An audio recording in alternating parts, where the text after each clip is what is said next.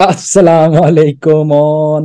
Welcome back यार। वालेकुम सलाम। वी मतलब डिड देखे ना इट। यार, इतनी यस। खूबसूरत इनिंग्स खेली है कि मेरा दिल कर रहा है मैं यहाँ यूरोप से बैठा हुआ जो है ना वो ऐसे चुमिया भेजूं रिजवान को और अब्दुल्ला शफीक को और फखर को और इमाम को और बाबर को जो है वो हम फ्लाइट करा के अगली पाकिस्तान हाँ, मेरे वापस ख्याल भेज। में उन्होंने मना कर देना है कि ना भेजे।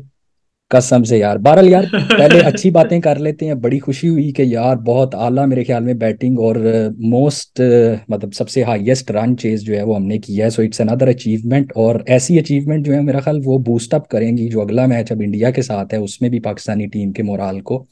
तो कैसा देख रहे हैं, क्या लगता है, कैसा कैसी गेम रही ओवरऑल और कैसा फील कर रहे हैं? यार ऑफ कोर्स बहुत ज्यादा खुश है। फ्लो कर रही है बॉडी में, अनिवार्य डोपामीन थी कल शाम को। तो मैच जब जाहिर बात है एक फंसा हुआ था, फिर Aahista Aahista it was quite simple in the end, और ज्यादा कोई तंग करके भी नहीं जीते, ठीक ही जीत गए। तो बहुत ज्यादा मजा आया यार। ऑफ कोर्स पूरी रन चेस का बहुत ज्यादा मजा आया, बहुत बेहतरीन इनिंग्स। और फिर वही बात जो ये बहुत ज्यादा जरूरी था टीम के कॉन्फिडेंस के लिए भी, फैंस के कॉन्फिडेंस के लिए भी, मोमेंटम के लिए। फिर बहुत बड़ा मैच अहमदाबाद 14 को, सैटरडे को, उससे पहले ये चीज बड़ी जरूरी थी। तो आई थिंक अब बहुत ज्यादा मजा आएगा 14 वाले मैच का। टीम भी कॉन्फिडेंट होगी और जो है ना टक्कर का मैच होगा। अगर ये मैच हार जाते तो फिर काइंड ऑफ बैठ जाना था इन्होंने और वो मजा नहीं आना था।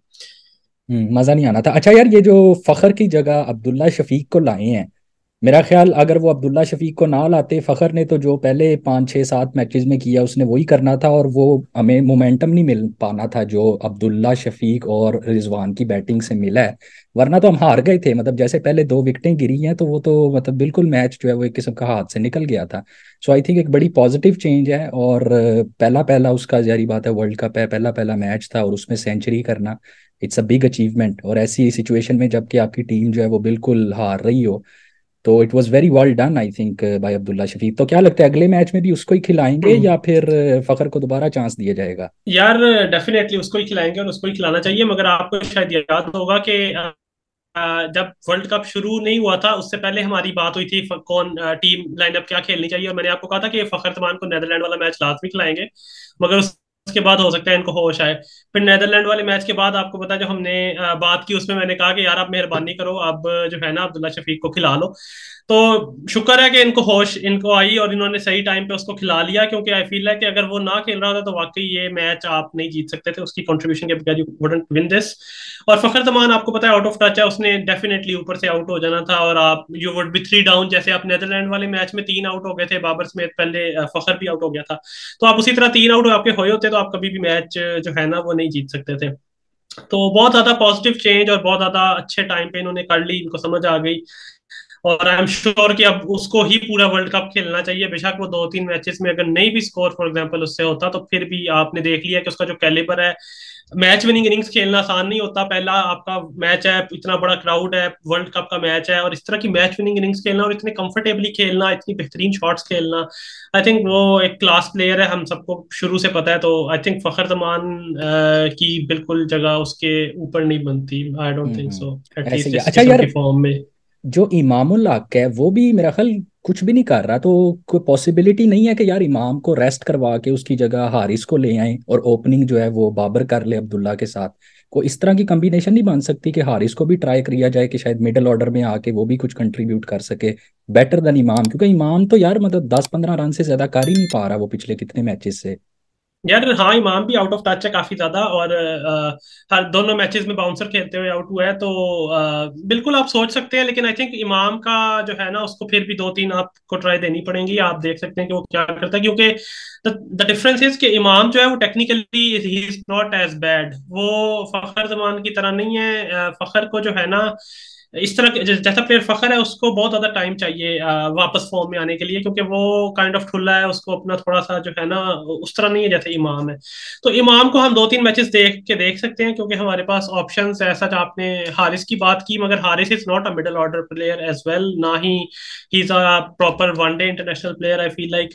तो कोई बहुत अच्छी अगर ऑप्शन होती तो आप, मैं समझता कि हाँ यार अच्छा ठीक है ये वाला बंदा जो है ना आप ट्राई कर सकते हैं। मगर आई थिंक फिलहाल हमें इस कॉम्बिनेशन के साथ जाना चाहिए। होपफुली इमाम जो है वो होस्ट के नाखून लेगा कुछ। सही सही। और यार बाबर बाबर भाई की क्या गेम है यार, वो तो लग रहा है कि वो हम किंग बाबर करते रहे हैं। और बाबर साहब कहते थे किंग बाबर। ग्राउंड ग्राउंड में जाके सारे जवाब मिलेंगे, तो वो जवाब तो अब समझ नहीं आ रहे कौन से जवाबों की बात हो यार रही वो, थी। हाँ वो जो है ना, इस पे बहुत मीम्स भी चल रहे हैं, आपने देखे ही होंगे कई। बाबर को इस चीज में स्पेसिफिकली थोड़ा स्टेप अप करना पड़ेगा, बट आई थिंक ऑल्सो हमने जो है ना उस पर बहुत ज्यादा प्रेशर भी डाला हुआ है। हम्म। तो इस वाले मैच, इस जीत से उस पे जो है ना वो एक पॉजिटिव इम्पैक्ट उसके पे भी आएगा, क्योंकि आई फील लाइक उसको अभी लग रहा होता है कि यार अगर मैं ना चला तो फिर तो गेम है ही नहीं ना।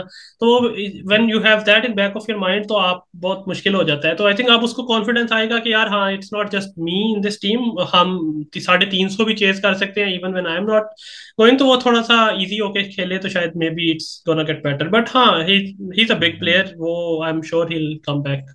चलें देखते हैं यार, होपफुली इंडिया वाले मैच में जो है वो, जो इस मैचेस में हमने गलती की है पहले दो मैचेस में, फॉर एग्जांपल बॉलिंग डिपार्टमेंट थोड़ा सा मेरे ख्याल में लैग कर रहा है। हाँ, शाहीन जो गलतियां है तो वो काफी की हैं। नहीं उस तरह से नहीं काफी। परफॉर्म कर पा रहा जैसा कि हम एक्सपेक्ट कर रहे हैं, क्योंकि शाहीन जो है वो एक किस्म का हमारा लीडर है बॉलिंग डिपार्टमेंट में। तो अगर वो टोन सेट नहीं करेगा स्टार्ट में अर्ली विकेट्स लेके, तो बाकी बॉलर्स भी जो है वो थोड़ा सा प्रेशर में आ जाते हैं कि यार शायद हम पे ज्यादा जिम्मेदारी आ मसला गई बन है। जाता है। But in any case I think still Hasan Ali जो है वो हमारी एक्सपेक्टेशन से तो ज्यादा ही परफॉर्म कर रहा है अभी तक। होपफुली आगे भी वो कंटिन्यू करे ऐसे ही। तो लेट्स सी। बाकी यार जो हाँ, डिसअपॉइंटमेंट है वो फील्डिंग साइड पे भी है। इमाम ने कैच छोड़ा, इसी तरह जनाब बिल्कुल। ये कैचेस और फील्डिंग मिस फील्डिंग में जो रन देते हैं, और शाहीन ने तो वाइड्स इतनी करवाई हैं, एक्स्ट्रास पे इतने रन दिए हैं। तो इन चीज़ों से यही 20-25 रन हाँ, बचाने होते हैं। तो 350 की जगह 325 टारगेट हो तो फिर चेजिंग में भी आसानी होती है। तो आई थिंक इंडिया वाले मैच में ये जो छोटी छोटी गलतियां हैं ये इनकी बिल्कुल जगह नहीं है, क्योंकि इंडियन टीम जो है वो नहीं है, टॉप ऑफ द टॉप इस टाइम चल रही है। तो अगर आप वो ऐसी गलतीज श्रीलंका करेंगे नहीं है। तो आप जीतना बड़ा मुश्किल हो जाएगा। जी, आप ऐसी गलतीज नहीं कर सकते। हम्म। यार हाँ, ऑफ कोर्स मेरे ख्याल में कि आपको बहुत सी चीजें अभी जो है ना शार्पन करनी पड़ेंगी। आप because Sri Lanka is not even in the top 6 in this competition. I would say कि वो टॉप 6 टीम्स में भी नहीं है इस कंपटीशन की।